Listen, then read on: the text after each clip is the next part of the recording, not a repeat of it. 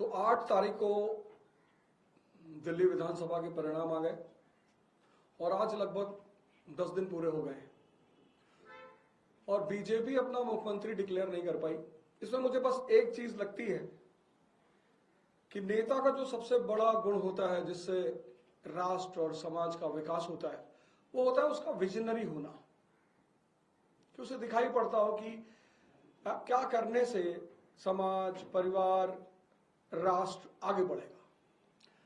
हम दिल्ली को पिछले 10 सालों से चला रहे थे, हम एक चीज पे काम कर रहे थे और उस चीज ने दुनिया के जितने भी आज ताकतवर देश हैं सबको महाशक्ति बनाया है।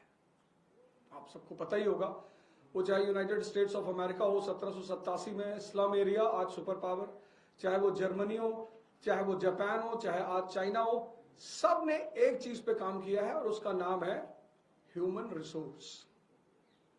नेचुरल रिसोर्स होने के बाद भी अगर ह्यूमन रिसोर्स स्ट्रांग नहीं होगा तो वो राष्ट्र कभी आगे नहीं बढ़ पाएगा, वो राष्ट्र कभी मजबूत नहीं हो पाएगा।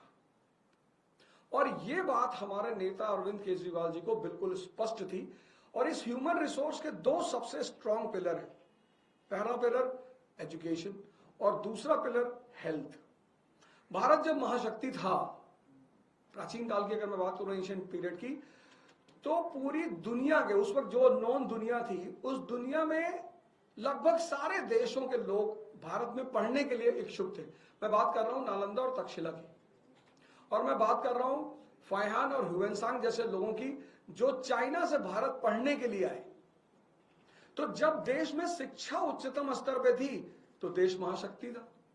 जब देश में चरक जैसे चिकित्सक थे, धन्वंतरी जैसे चिकित्सक थे तो देश महाशक्ति था।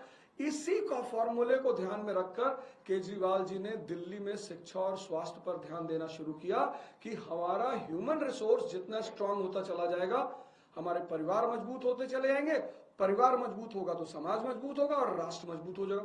अब इस विजन को, ऐसा मुझे दिखाई पड़ रहा है कि इस विजन को भाजपा डिकोड ही नहीं कर पा रही है। उसको पता ही नहीं चल पा रहा है कि यार करना क्या है।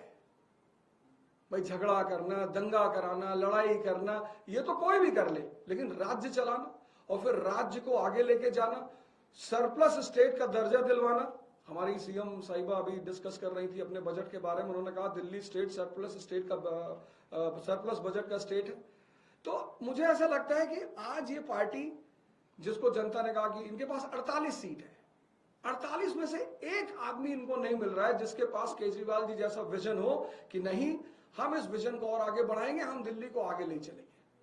इनकी ये नाकामी पूरी दिल्ली प्रदेश की जनता देख रही है और ऐसा मुझे लगता है कि जहां तक इन्होंने कहा था कि 20 तारीख को हमारा मुख्यमंत्री शपथ लेगा, तो मुझे लगता है शायद 20 तारीख को भी नहीं ले पाएंगे, क्योंकि इस विकास धारा को आगे बढ़ाना और आगे चलाना वो हमारे नेता और हमारी पार्टी के ही बस में है।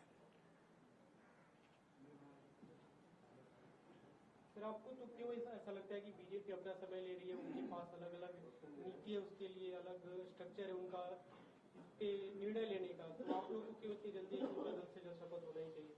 नहीं, जल्दी नहीं है, हमें किस बात की जल्दी। हम तो वो इतने सारी बातें कर रहे थे, नीति है तो आप लेकर आओ। 48 लोग आपके पास हैं, आपके पास 48 लोग हैं, आपको 40 में से 8 में से एक आदमी निकालना है कि एक आदमी भाई हमें लीड कर रहा है। तो कम से कम दिल्ली की जनता को ये तो पता चले कि भाई ये इनका मुख्यमंत्री का चेहरा। अब तो इलेक्शन खत्म हो गया, इतना दिन वेट करने की क्या जरूरत है? अगर नीति है तो बताओ, अगर चेहरा है तो दिखाओ। अवध जी, आप पहली बार इलेक्शन लड़े थे, आप अपनी पॉलिटिक्स जारी रखेंगे आगे भी और पढ़ाई जो कराते हैं?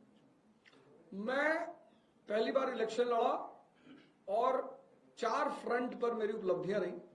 आज भारत में मेरे पास एक विधानसभा है जिसमें 46,000 लोगों ने मेरे ऊपर विश्वास जताया है। 46,000 लोगों ने मेरे ऊपर विश्वास जताया। 500 कार्यकर्ता मेरे साथ जुड़े हुए हैं और सबसे बड़ी बात, जो कांग्रेस के हमारे उम्मीदवार थे वहां पे, जो एक बार विधायक रहे, 2 बार पार्षद रहे, उनकी जमानत जब्त हो गई। तो इतनी अच्छी शुरुआत करने के साथ अब राजनीति से पीछे जाने की कोई वजह नहीं है। तो एक नेता के रूप में मैं स्टैब्लिश हो चुका हूं। आने वाले इलेक्शंस में, आने वाले समय में उसे प्रूव करूंगा कि मुझे जनता कितना सहयोग और समर्थन दे रही है। ओझा साहब, एक नेता के रूप में आप एस्टैब्लिश हो चुके हैं, आप सोच भी सकते हैं नेता के नजरिए से। आपको क्या लगता है भाजपा में उन 48 कैंडिडेट में से एक कैंडिडेट कौन होना चाहिए? देखिए, ऐसा है कि हर व्यक्ति को अपने घर की जिम्मेदारी लेनी चाहिए। अगर वो मुझे बुलाएंगे, अपनी असमर्थता जताएंगे कि मिस्टर ओझा हम नहीं चुन पा रहे, तो आपके चैनल के माध्यम से मैं प्रस्ताव रखना चाहता हूं कि अगर वो ऐसी किसी दिक्कत में है तो मैं अपनी सेवाएं देने को तैयार हूं। क्योंकि एज ए शिक्षक मुझे पता होता था कि इस बच्चे का सिलेक्शन होगा, कौन होनहार है। तो मैं ये कहना चाहूंगा कि अगर उनको मेरी सेवाओं की जरूरत है तो मैं उनके लिए उपलब्ध हूं। मैं बता सकता हूं आने वाले समय में कि वो क्या कर सकते हैं। नहीं, हमें आदत ही नहीं किसी दूसरे के घर में इंटरफियर करने की, तो मैं उसमें क्यों जाऊं।